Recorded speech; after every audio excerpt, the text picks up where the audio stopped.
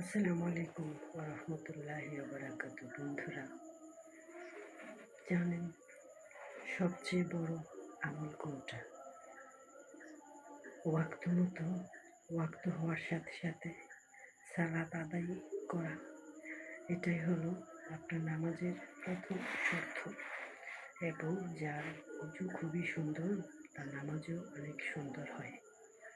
মহিলাদের জন্য মাথা থেকে পা পর্যন্ত ঢেকে থাকতে হবে নামাজ পড়ার সময়। শুধু মুখ খোলা থাকবে, দুই হাতের কবজি খোলা থাকবে, আর পায়ের পাতা খোলা থাকবে। কিয়ামতের দিন আল্লাহ তাআলা সর্বপ্রথম নামাজের হিসাব নেবেন।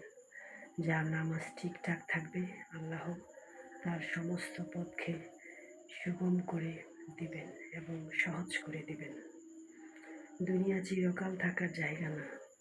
এই সম্পদ, এই টাকা পয়সা, এগুলো নিয়ে আগলে রেখে বুকে জড়িয়ে নিয়ে আপনি সারা জীবন থাকতে পারবেন না।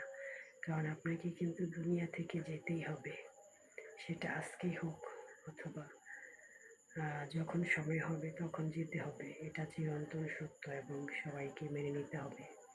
আল্লাহ আমাদের জন্মের আগেই কিন্তু আমাদের 50 বছর আগে আমাদের রিজিক, হায়াত, সব কিছু কিন্তু নির্ধারণ করে রাখেন কে কতদিন দুনিয়াতে থাকবেন।